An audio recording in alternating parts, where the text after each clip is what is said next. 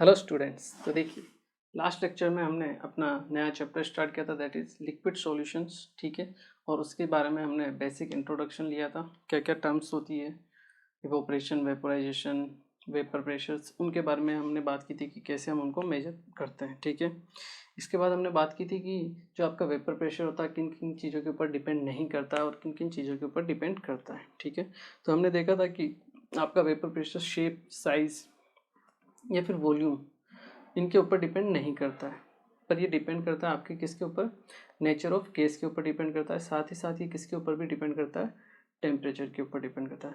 तो कैसे ये टेम्परेचर के साथ डिपेंड करता है उसके बारे में हम बात करते हैं। ठीक है, चलिए इसका वेरिएशन हम देखते हैं। वेरिएशन जो आपका सेकंड है, that is variation of vapour pressure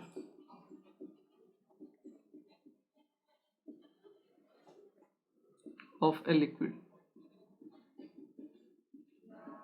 with temperature।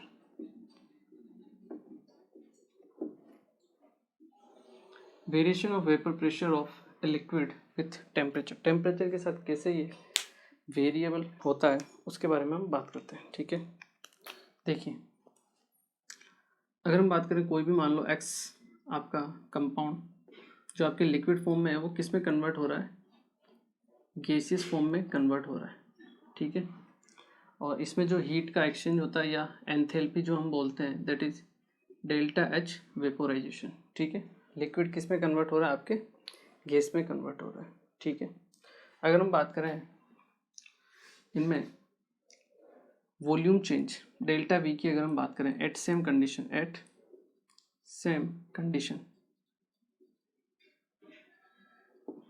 ठीक है, दोनों में इक्विलिब्रियम आया हुआ है, एस्टेब्लिश्ड है आपका। एट सेम कंडीशन अगर हम बात करें डेल्टा वी क्या होगा, वॉल्यूम में change, that is delta we of x gas minus delta we of liquid. Clear है। अब देखिए अगर हम बात करें किसी भी गिवन कंडीशन पर जो गैस का जो वॉल्यूम होता है बहुत ज़्यादा होता है, और जबकि लिक्विड का जो वॉल्यूम होता है वो क्या होता है, बहुत कम हो सकता है। ठीक है, जैसे मैं आपको कहूँ 1 मोल वाटर और 1 मोल वाटर वेपर्स, दोनों का वॉल्यूम, 1 मोल वाटर मीन्स 18 ग्राम, आपका इतना सा रहेगा। ठीक है, इतना सा वॉल्यूम ऑक्यूपाई करेगा, बट 1 मोल आपका वाटर वेपर्स आपके पूरे के पूरे रूम के वॉल्यूम को क्या कर सकती है, ऑक्यूपाई कर सकती है। तो अगर हम सेम कंडीशन पे बात करें तो हम जो लिक्विड का वॉल्यूम होता है उसको तो हम कंसिडर करते हैं जीरो, नेग्लेक्ट करते हैं। ठीक है, तो डेल्टा वी जो होता है आपके पास, वो होता है आपके पास वॉल्यूम ऑफ गैस। ठीक है, ये डायरेक्टली डेल्टा वी क्या था, volume of gas minus volume of liquid होता है। तो डेल्टा वी क्या हो जाएगा, वॉल्यूम ऑफ गैस। ठीक है, और अगर हम आइडियल गैस के बारे में बात करें तो p v equal to n r t, हमें पता है 1 मोल के लिए एन की वैल्यू 1 हो जाएगी। वहाँ से अगर हम वी वॉल्यूम निकालेंगे तो उसकी वैल्यू आएगी, that is r t upon p. ये किसके लिए, for 1 mole of gas assuming ideal behavior।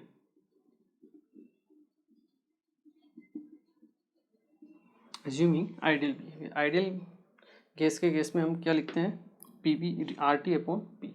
Clear है। चलिए एक चीज़ तो ये आ गई। सेकंड चीज़ की अगर हम बात करें, एक चीज़ हम पढ़ते हैं थर्मोडायनेमिक्स में, दैट इज डेल्टा जी या डी जी इक्वल टू होता है आपके पास S D P minus V D P minus S D T. ठीक है, ये इक्वेशन हम पढ़ते हैं आपके किस में, थर्मोडायनेमिक्स में, d g equal to v D P minus S D T. ठीक है, और अगर हम बात करें एट इक्विलिब्रियम पर जो डी जी की वैल्यू होती है, change in Gibbs free energy, वो होता है आपके पास जीरो। ठीक है, जैसे ही आप जीरो की वैल्यू यहाँ पुट करते हो आपके पास आता है equation, that is v D P minus S D t equal to zero. इसको अगर मैं यहाँ लिखूँ तो मैं लिख सकता हूँ d P by D t equal to s by v, या फिर डायरेक्ट हम लिखते हैं ऐसे v D p equal to s D T. Clear है।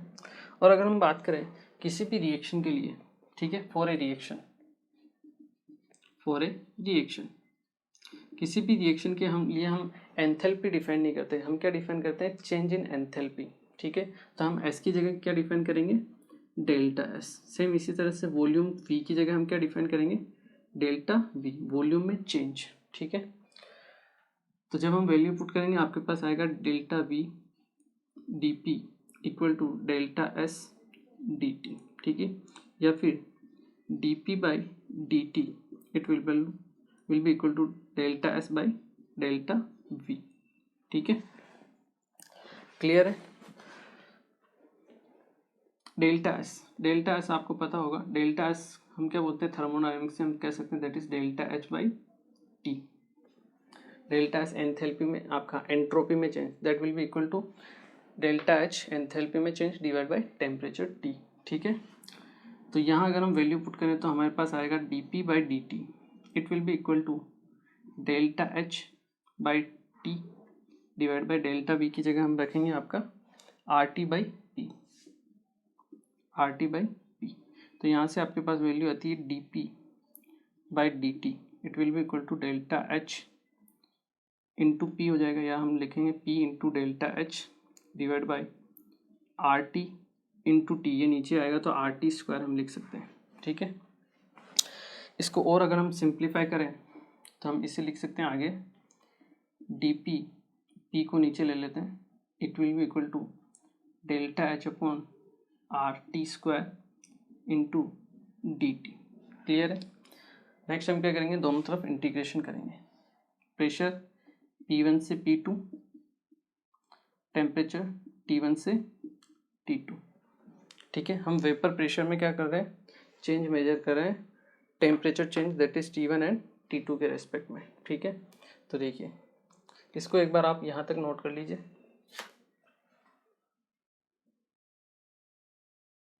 क्लियर है, चलिए तो देखिए यहाँ से अगर हम आगे लिखें 1/P का इंटीग्रेशन क्या हो जाएगा आपके पास, ln P, लिमिट हो जाएगी आपके P1 से P2, it will be equal to 1/RT square, तो बाहर आ जाएगा आपका। ठीक है, sorry delta H upon R बाहर आएगा आपका, delta H divide by R बाहर आ जाएगा। 1/T स्क्वायर का इंटीग्रेशन क्या होता है, -1/T, -1/T, लिमिट T1 से T2 के लिए। ठीक है, वैल्यू पुट कीजिए, यहाँ पे आ जाएगा ln P2 divide by P1 it will be equal to delta H upon R into, ये T2 लिखेंगे तो माइनस में आएगा, इसको हम लिख सकते हैं 1/T1 माइनस 1/T2। क्लियर है, क्योंकि T2 पहले लिखेंगे तो ये माइनस साइन आ जाएगा, T1 लिखेंगे तो माइनस माइनस प्लस हो गए, उसको मैंने आगे लिख दिया है। ठीक है, ये जो फॉर्मूला है, ये फॉर्मूला है हमारे लिए इम्पोर्टेंट, और यही रिलेशन है प्रेशर का किसके साथ, टेम्परेचर के साथ, कि कैसे कैसे आपका जो प्रेशर इंक्रीज होता है या टेम्परेचर इंक्रीज आपका टेम्परेचर चेंज होता है तो उसका वेरिएशन हम कैसे चेक कर सकते हैं प्रेशर के साथ। आप चाहो तो इसे लॉग फॉर्म में भी लिख सकते हो, अगर हम लॉग फॉर्म में लिखना चाहें तो log P2 divide by P1 it will be equal to delta H upon 2.303 R। 2.303 से हम क्या करेंगे, इसको डिवाइड कर देंगे 1/T1 माइनस 1/T2। ठीक है, ये आपके पास सेकेंड फॉर्मूला हो जाएगा। ठीक है, कोई भी फॉर्मूला याद रखो जो आपको याद रहे, सूटेबल रहे। कभी भी कोई क्वेश्चन आता है वेरिएशन ऑफ आपका वेपर प्रेशर विथ टेम्परेचर, कैसे निकालना है, ln P2 by P1 equal to delta H upon R 1/T1 minus 1/T2। याद कैसे रखेंगे, यहाँ ऊपर P2 है तो यहाँ पहले क्या आएगा, T1 आएगा। इसको आप उल्टा भी कर सकते हो, कोई दिक्कत नहीं। कहीं लिखा हो ln P1 बाई P2 तो यहाँ पे क्या हो जाएगा, delta H upon R 1/T2 minus 1/T1 हो जाएगा। मतलब जो अगर 2 यहाँ पर है तो T1 पहले होगा, अगर 1 यहाँ पर है तो यहाँ पे 2 पहले होगा।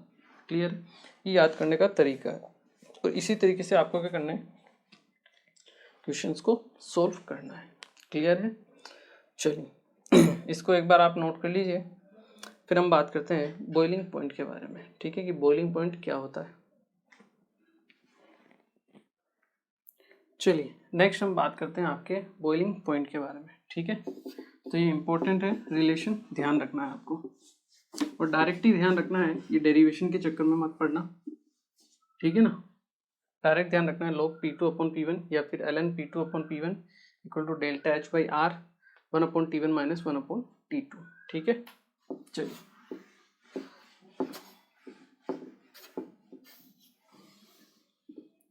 चलिए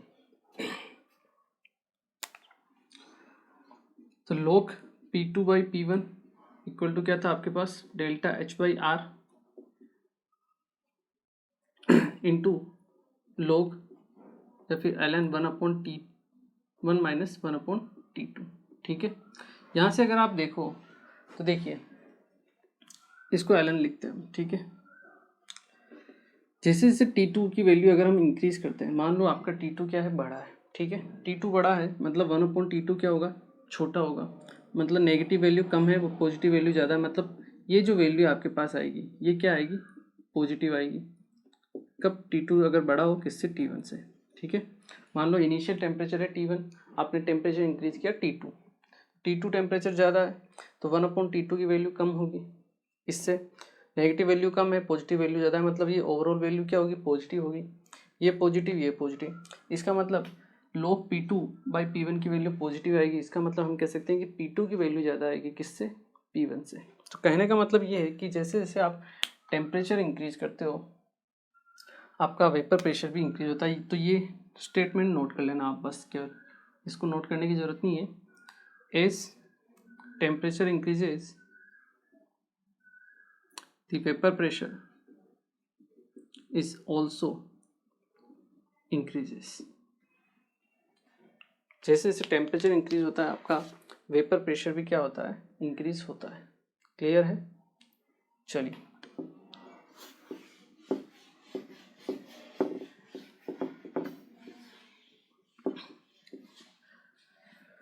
नेक्स्ट हम बात करते हैं आपके बॉइलिंग पॉइंट के बारे में। देखिए बॉइलिंग पॉइंट क्या होता है,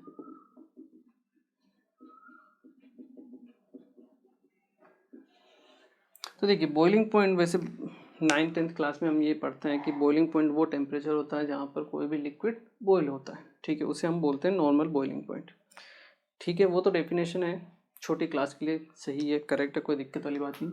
लेकिन अगर हम 11th और 12th के हिसाब से बात करें तो यहाँ पे आपको बॉइलिंग पॉइंट की डेफिनेशन एक अलग डिफरेंट लेनी पड़ेगी और उसी को आपको आगे काम में भी लेना है, ठीक है।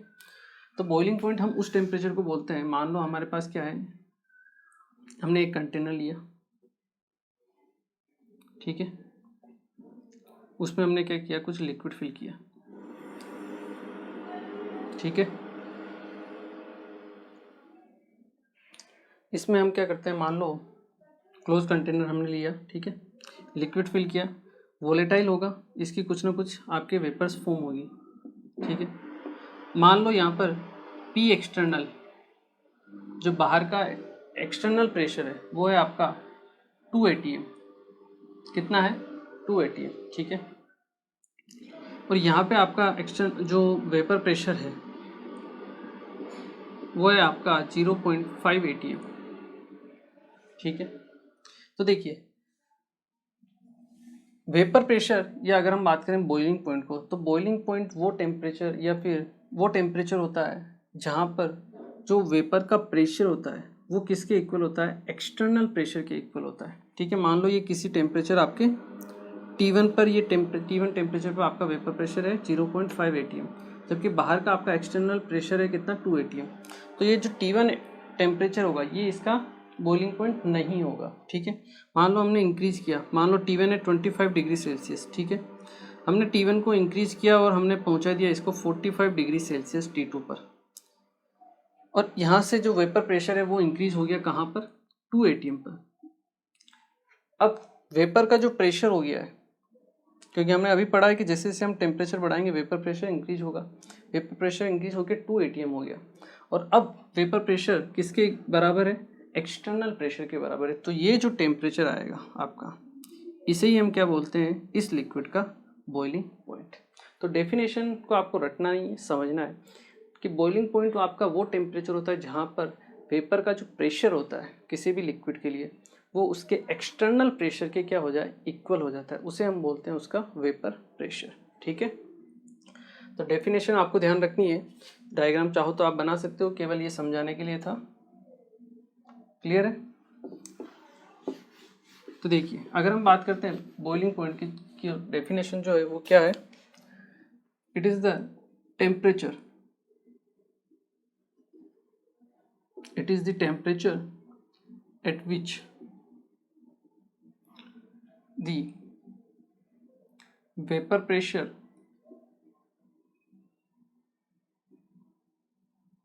of a liquid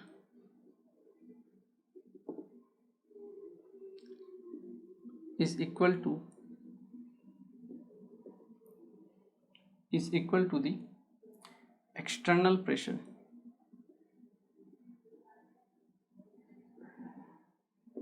ठीक है। कभी कभी आपको कहीं कहीं ये एटमॉस्फेरिक प्रेशर भी लिखा हुआ मिल जाता है और कहीं लिखा हुआ कुछ नहीं होता है, तो हम एटमॉस्फेरिक प्रेशर मानते हैं 1 एटीएम, हमारा स्टैंडर्ड होता है 1 एटीएम एटमॉस्फेरिक प्रेशर। ठीक है, बाकी एक्सटर्नल प्रेशर करेक्ट है क्योंकि आप एक्सटर्नल प्रेशर को 1 एटीएम 2 एटीएम 5 एटीएम कितना भी इंक्रीज भी कर सकते हो, डिक्रीज भी कर सकते हो। ठीक है, तो हम एक्सटर्नल प्रेशर लिखते हैं, it is the temperature at which the vapor pressure of a liquid is equal to the external pressure। ठीक है, उसे हम क्या बोलते हैं, उसका बॉइलिंग पॉइंट बोलते हैं। क्लियर है, ये चीज़ आपको ध्यान रखनी है। तो आपके पास दो तरह के बॉइलिंग पॉइंट होते हैं देखा जाए तो, एक होता है स्टैंडर्ड बॉइलिंग पॉइंट और एक होता है आपके पास नॉर्मल बॉइलिंग पॉइंट। वैसे इनकी ज़रूरत आपको बहुत ही कम चांस में कभी पड़ेगी तो पड़ेगी, वरना नहीं पड़ेगी। कि स्टैंडर्ड बॉइलिंग पॉइंट क्या होता है, स्टैंडर्ड बॉइलिंग पॉइंट वो बॉइलिंग पॉइंट होता है जहाँ पे आपका एक्सटर्नल प्रेशर पी एक्सटर्नल 1 बार के इक्वल हो जाए, जिसे हम बोलते हैं अपना स्टैंडर्ड प्रेशर। ठीक है, और ये हो जाए किसके equal, vapour pressure of liquid के इक्वल। नॉर्मल बॉइलिंग पॉइंट वो बॉइलिंग पॉइंट होता है जहाँ पर आपका एक्सटर्नल प्रेशर किसके इक्वल हो जाए, 1 एटीएम के इक्वल हो जाए। ठीक है, और ये किसके इक्वल होगा, वेपर प्रेशर ऑफ लिक्विड के इक्वल। ठीक है, तो दोनों में ज़्यादा डिफरेंस नहीं है। अगर नॉर्मल बॉइलिंग पॉइंट देखा जाए तो भी 1 एटीएम ही हम लिखते हैं। स्टैंडर्ड है क्योंकि स्टैंडर्ड के लिए जो प्रेशर की यूनिट होती है वो बार रहती है। ठीक है, तो हम बार लिखते हैं। बाकी अगर न्यूमेरिकल पर्पज़ के लिए देखा जाए तो हम 1 को ही कंसिडर करते हैं। 1 एटीएम लिखो या 1 बार लिखो, आपको कैलकुलेशन 1 के हिसाब से करनी है प्रेशर की वैल्यू। ठीक है ना, 1 एटीएम के हिसाब से ईजी रहता है तो हम उसी के हिसाब से कैलकुलेशन करते हैं। ठीक है ना, ज़्यादा आंसर नहीं आता, आंसर में डिफरेंस नहीं आता अपने। चलिए, ये तो हुई अपनी एक बात। दूसरी बात अगर हम बात करें कि वेपर प्रेशर के लिए, जैसे मान लो मैंने एक कंटेनर लिया आपका,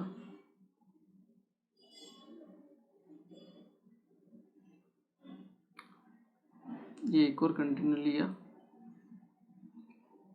ठीक है, कुछ लिक्विड इसमें हमने फिल किया।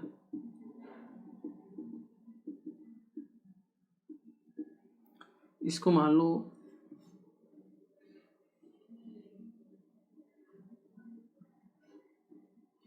यहाँ बाहर का जो एक्सटर्नल प्रेशर है पी एक्सटर्नल, वो मान लो आपके पास 1 एटीएम है। ठीक है, यहाँ अगर हम बात करें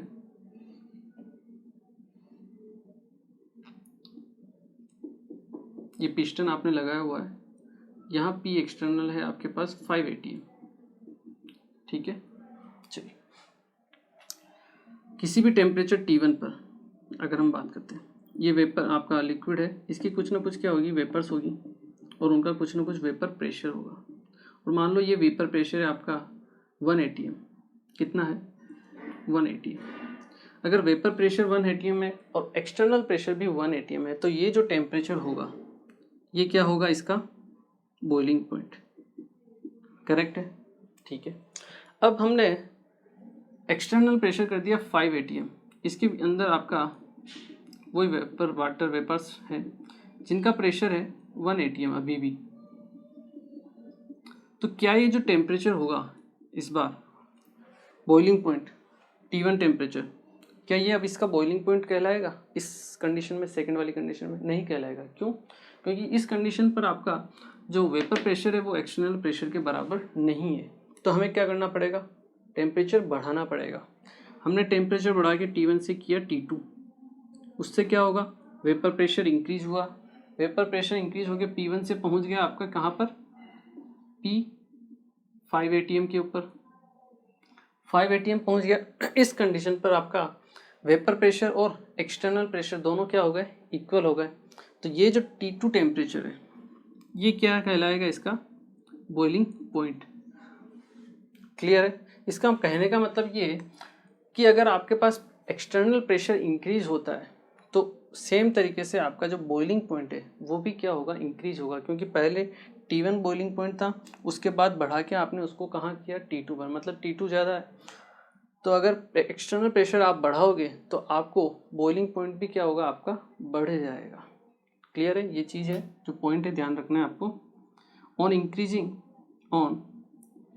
increasing external pressure,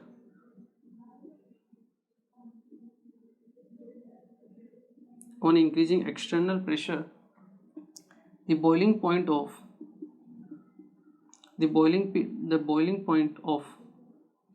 liquid will also increase.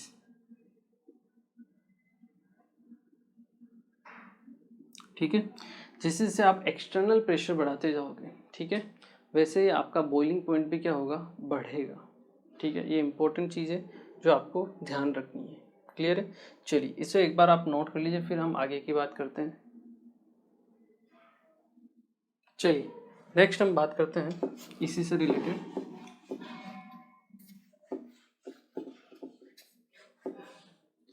जैसे मान लो आपके पास कोई लिक्विड है, ठीक है, कोई भी लिक्विड है आपके पास दिया हुआ है, ठीक है, बाहर का एटमॉस्फेयर आपका क्या है? P एक्सटर्नल दिया हुआ है 1 ATM, ठीक है। इस लिक्विड का जो वेपर प्रेशर है, वेपर प्रेशर ये है मान लो आपका 0.5 ATM, ठीक है। इस वेपर प्रेशर को हमने क्या किया? डिक्रीज कर दिया। क्या किया? डिक्रीज कर दिया, और वेपर प्रेशर हो गया आपका 0.3 ATM मान लीजिए, ठीक है। आपने एक लिक्विड लिया, बाहर का P external atmospheric pressure 1 ATM है, ठीक है। वेपर प्रेशर आपको दिया हुआ है इस लिक्विड का कितना है? 0.5 ATM है। इस वेपर प्रेशर को हमने डिक्रीज किया और कहाँ तक पहुँचा दिया? 0.3 ATM तक पहुँचा दिया, ठीक है। कैसे पहुँचा वो हम बात करेंगे आगे। अभी मान लीजिए हमने इसको वेपर प्रेशर को पहुँचा दिया 0.3 ATM पर, ठीक है। अब आप मुझे बताइए कि बॉइलिंग पॉइंट जो होगा वो किस लिक्विड के लिए या किस कंडीशन के लिए ज़्यादा होगा? मतलब इस वेपर प्रेशर के लिए बॉइलिंग पॉइंट ज़्यादा होगा या फिर इस वेपर प्रेशर के लिए बॉइलिंग पॉइंट ज़्यादा होगा? या हमें किसके लिए हीट ज़्यादा देनी पड़ेगी? यहाँ पर या यहाँ पर? यहाँ पर। बिल्कुल सही है। क्यों? क्योंकि हमें पहुँचाना है बॉइलिंग पॉइंट तक, और बॉइलिंग पॉइंट कब होगा? जब आपका वेपर प्रेशर किसके इक्वल हो जाए? एक्सटर्नल प्रेशर के, और एक्सटर्नल प्रेशर है आपका 1 ATM। तो आपको एक तो लिक्विड को यहाँ से यहाँ पहुँचाना है 0.5 ATM से 1 ATM तक, और आपको जो लिक्विड है उसके वेपर प्रेशर को यहाँ से पहुँचाना है यहाँ तक। तो आपको वेपर प्रेशर ज़्यादा देनी पड़ेगी, ज़्यादा हीट करना पड़ेगा, क्योंकि यहाँ पे डिफरेंस क्या है? ज़्यादा है। वेपर प्रेशर को ज़्यादा बढ़ाना है तो आपको हीट ज़्यादा सप्लाई करनी पड़ेगी। इसका मतलब उसका जो बॉइलिंग पॉइंट होगा वो क्या होगा? इंक्रीज हो जाएगा। ये चीज़ है जो आपको ध्यान रखनी है कि as the vapour pressure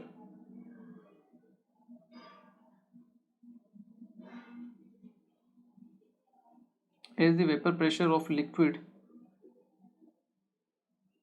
decreases, the boiling point of liquid will increase. Clear है? ये ध्यान रखना है। तो हम क्या कह सकते हैं यहाँ से डायरेक्ट अगर आप देखो तो वेपर प्रेशर डायरेक्टली प्रोपोर्शनल होगा, इन्वर्सली प्रोपोर्शनल होगा। Vapour pressure of liquid decreases जब वेपर प्रेशर डिक्रीज होता है तो the boiling point of liquid will increase, inversely proportional होगा किसके, बॉइलिंग पॉइंट के, ठीक है। या फिर आप ऐसे भी लिख सकते हो, boiling point inversely proportional to vapour pressure. जितना कम वेपर प्रेशर होगा आपका, उतना ही आपका बॉइलिंग पॉइंट भी क्या होगा, ज़्यादा होगा। क्लियर है, ये चीज़ है जो आपको ध्यान रख लेनी है। क्लियर।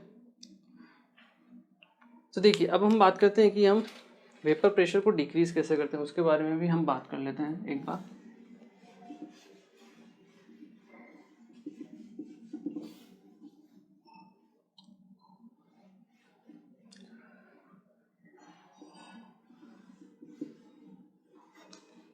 तो देखिए बॉइलिंग पॉइंट आप लोगों को समझ में आ गया होगा। तो कभी भी ध्यान रखना, अगर मान लो कभी क्वेश्चन में आपको दिया हुआ हो कि ये किसी भी लिक्विड का एक्सटर्नल प्रेशर आपको दिया हुआ है, या फिर बॉइलिंग पॉइंट दिया हुआ कि मान लो 25 डिग्री सेंटीग्रेड इसका क्या है, स्टैंडर्ड बॉइलिंग पॉइंट है, तो उस स्टैंडर्ड बॉइलिंग पॉइंट पर जो आपका प्रेशर होगा, अगर कुछ भी नहीं दिया है क्वेश्चन में, तो आपको 1 ATM उसको लेना पड़ेगा। आपको बाय डिफ़ॉल्ट अगर बॉइलिंग पॉइंट वर्ड दिख गया, इसका मतलब आपको बॉइलिंग पॉइंट जो टेम्परेचर है उसके साथ साथ आपको प्रेशर की भी वैल्यू, वेपर प्रेशर की भी वैल्यू पता चल गई उस क्वेश्चन के लिए, ठीक है। वो कितनी होगी आपके पास, 760 mm of Hg, that is 1 ATM, ठीक है ना। तो क्वेश्चन में आपको डायरेक्ट प्रेशर नहीं देगा, डायरेक्ट वेपर प्रेशर नहीं देगा, वो क्या दे देगा, किसी भी लिक्विड का बॉइलिंग पॉइंट दे देगा। तो आपको पता रखना पड़ेगा कि हाँ बॉइलिंग पॉइंट दिया है, इसका मतलब हमें क्या दिया है, बॉइलिंग पॉइंट तो दिया ही है, टेम्परेचर तो दिया ही है, साथ में हमें क्या दिया है, वेपर प्रेशर भी दिया है, that is 1 ATM। By default आपको 1 ATM ही लेना है, ठीक है। और अगर mm ऑफ Hg में लेना है तो 760 mm ऑफ Hg उसको कंसिडर करना है क्वेश्चन के अकॉर्डिंग, ठीक है ना। ध्यान रखना इस चीज़ को। नेक्स्ट हम बात करते हैं कि वेपर प्रेशर जो होता है उसको कम कैसे करते हैं, ठीक है ना। तो देखिए मान लो आपके पास क्या है, 2 कंटेनर है, ठीक है।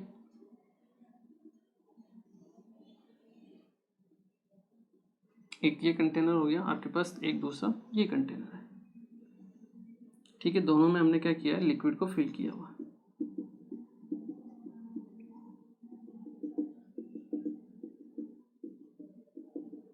अब इसमें हमने फिल किया आपका नॉन वोलेटाइल सोल्यूट। सोलवेंट तो है ही, जो वाटर है वो तो सोलवेंट है ही सही उसमें, और साथ में हमने इसमें नॉन वोलेटाइल सोल्यूट और ऐड कर दिया। नॉन वोलेटाइल कौन होगा, जिसकी वेपर्स फॉर्म नहीं होती है, ठीक है, वो हमने ऐड कर दिया।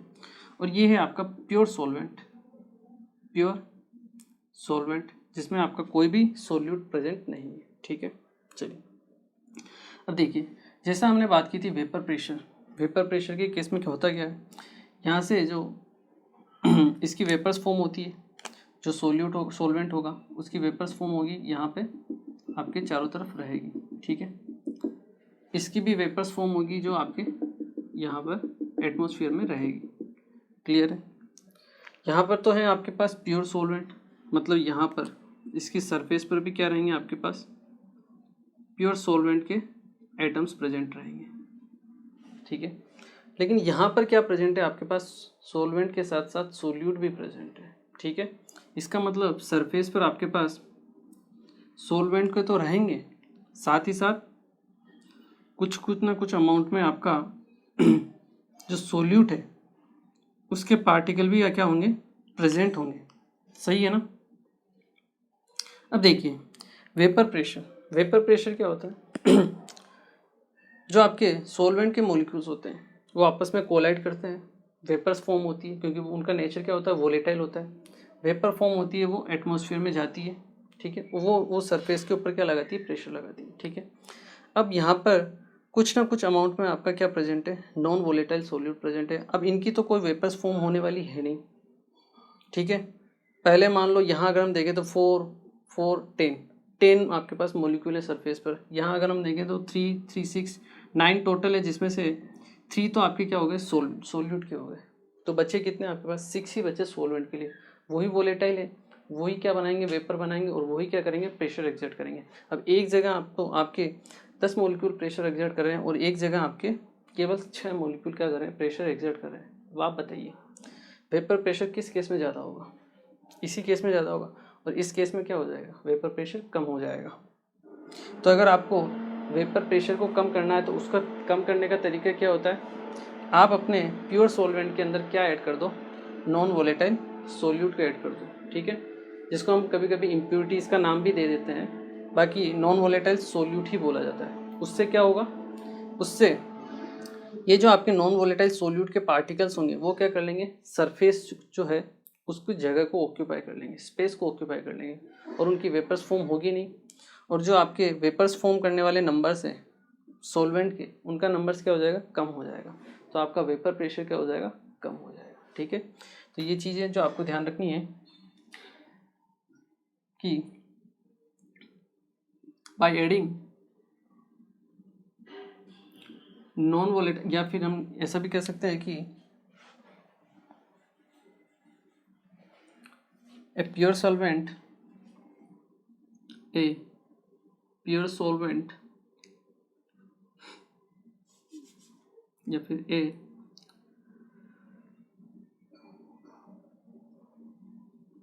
Pure solvent have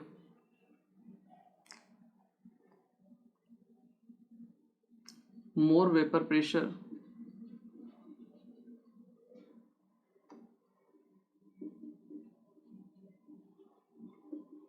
than a solvent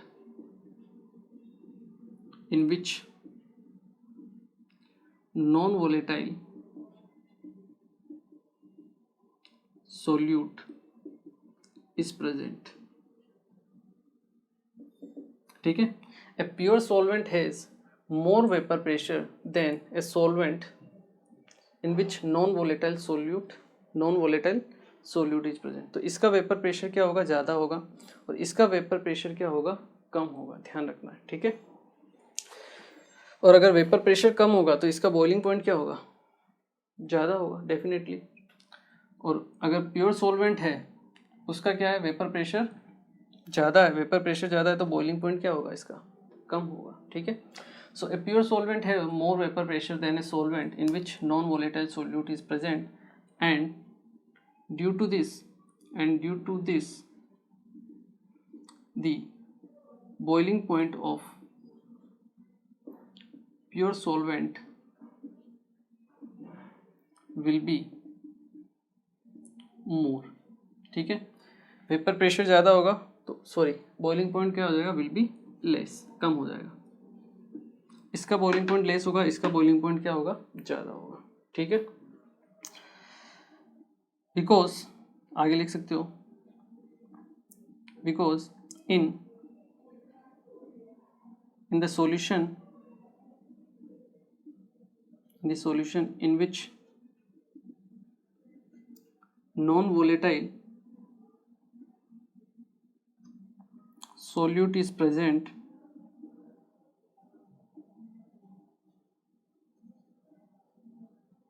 the solute particle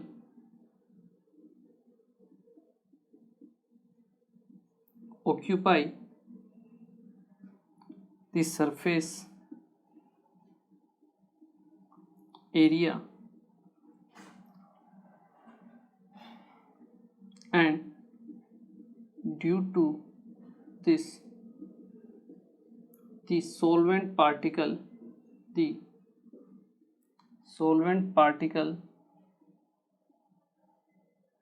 particles gets less surface area, so the vapors are formed will be less, and so the vapor pressure will also be less, clear है। तो ध्यान रखना है आपको, confusion हो सकता है थोड़ा बहुत, आराम से ध्यान से पढ़ना, लिख के एक बार दो तीन बार चीज़ों को कि मतलब क्या है। देखिए एक्सप्लेन, इसको रटना नहीं, समझना है आपको, ठीक है ना।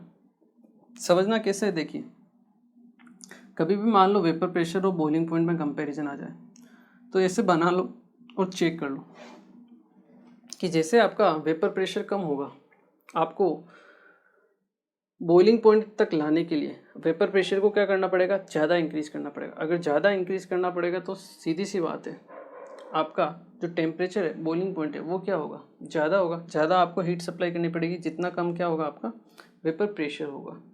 वेपर प्रेशर कम कैसे होता है, इम्प्यूरिटीज या फिर नॉन वोलेटाइल सोल्यूट को ऐड करके हम, ठीक है। नॉन वोलेटाइल सोल्यूट में क्या होगा, जो सोल्यूट के पार्टिकल्स हैं उनकी कोई वेपर्स फॉर्म नहीं होती। अगर वेपर फॉर्म नहीं होगी तो यहाँ पर वेपर्स बनेगी नहीं, यहाँ पर वेपर्स कम बनेगी तो उनका जो है प्रेशर लगाया जाएगा, वेपर प्रेशर, वो भी क्या होगा, कम होगा। सीधी सी बात है। और वेपर प्रेशर कम हो जाएगा तो इनका जो बॉइलिंग पॉइंट है वो क्या होगा, ज़्यादा हो जाएगा, ठीक है।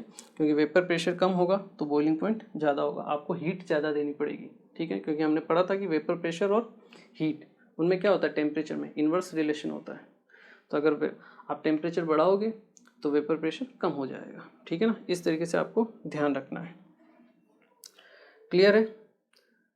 तो इस सब चीज़ों को थोड़ा सा आपको ध्यान रखना पड़ेगा कि कौन सा क्या रिलेशन किसके बीच में है, ठीक है। थ्योरेटिकल पॉइंट है कुछ। चलिए इसे एक बार आप नोट कर लीजिए, फिर हम इससे रिलेटेड एक क्वेश्चन करते हैं ताकि आपकी थोड़ी प्रैक्टिस हो। चलिए, तो आई होप ये क्लियर हुआ होगा आपको।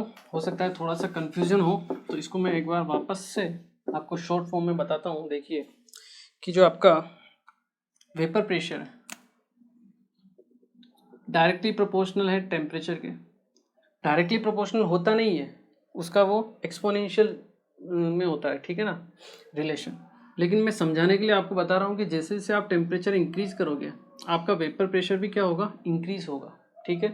तो ये कभी भी डायरेक्ट रिलेशन मत याद रखना, एक्सपोनेंशियल रिलेशन होता है वो जो हमने लिखा था। बट याद रखने के लिए आप इस तरीके से आप याद रख सकते हो, ठीक है। बट ऐसा मत सोच देना कि इसमें जो ग्राफ आएगा वो y=mx टाइप का स्ट्रेट लाइन का ग्राफ आ जाएगा, नहीं, डायरेक्ट रिलेशन नहीं होता ये। टेम्परेचर बढ़ाओगे वेपर प्रेशर बढ़ेगा, बस। इसके अलावा बॉइलिंग पॉइंट की अगर हम बात करें तो बॉइलिंग पॉइंट जो होता है डायरेक्टली प्रोपोर्शनल होता है पी एक्सटर्नल के। जैसे जैसे आप external pressure बढ़ाओगे 1 atm 2 atm 3 atm 5 atm, वैसे वैसे आपका जो बॉइलिंग पॉइंट है वो भी क्या होगा, आपको बढ़ता हुआ जाएगा, ठीक है। इसके अलावा अगर आप बॉइलिंग पॉइंट की बात करें तो इन्वर्सली प्रोपोर्शनल होता है किसके, वेपर प्रेशर के। जितना वेपर प्रेशर आप कम करते जाओगे, ठीक है, उतना ही आपका बॉइलिंग पॉइंट भी क्या होता जाएगा, इंक्रीज होता जाएगा, ठीक है। तो ये तीन तरीके हैं, तीन फॉर्मूले नहीं है, केवल याद रखने के लिए आप इनको काम में ले सकते हो, ठीक है। केवल याद रखने के लिए, कभी भी इनमें रिलेशन डिफाइन मत करना, ठीक है ना। क्लियर है। चलिए नेक्स्ट हम एक क्वेश्चन करते हैं ताकि आपकी थोड़ी सी क्या हो, प्रैक्टिस हो, जो हमने फॉर्मूला बनाया है उसके ऊपर।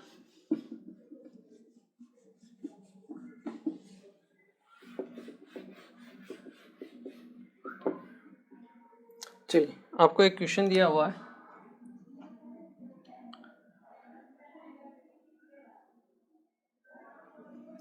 The normal boiling point of water is 373 kelvin, ठीक है। अब वो नॉर्मल बॉइलिंग पॉइंट बोल दे या फिर बॉइलिंग पॉइंट बोल दे, सिंपल सेम ही रहता है, दोनों में कोई ज़्यादा डिफरेंस है नहीं, ठीक है। तो normal boiling point of water आपको दिया है 373 केल्विन, ठीक है। और आपको दिया है vapour pressure of water at T kelvin is 19 mm of Hg, ये आपको दिया हुआ है, ठीक है। Vapour pressure of water at temperature T kelvin पर, ठीक है, 19 mm Hg दिया हुआ है। if delta H vaporization of water is 40.67 kilo joule per mole, ठीक है। आपको डेल्टा H वेपोराइजेशन दिया हुआ है किसका, वाटर का 40.67 किलो जूल पर मोल दिया हुआ है, ठीक है।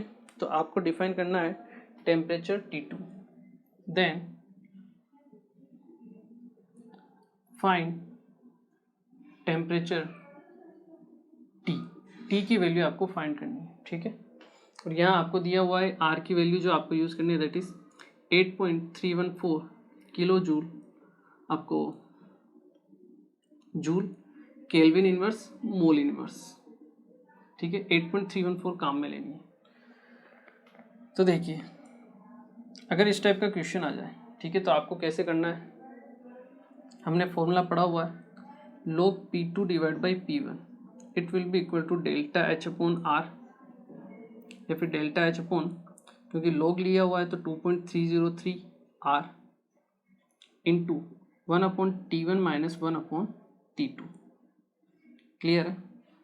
अब देखिए T1 टेम्परेचर पर प्रेशर है P1, T2 टेम्परेचर पर प्रेशर है P2। R की वैल्यू आपको दी हुई है, डेल्टा H की वैल्यू आपको दी हुई है कितनी, 40.67 किलो जूल दी हुई है। किलो ध्यान रखना, हमेशा कभी भी आंसर है आपका जूल में आता है तो किलो को 10⁻³ लिखना पड़ता है हमें, ठीक है ना, ये कभी भूलना मत।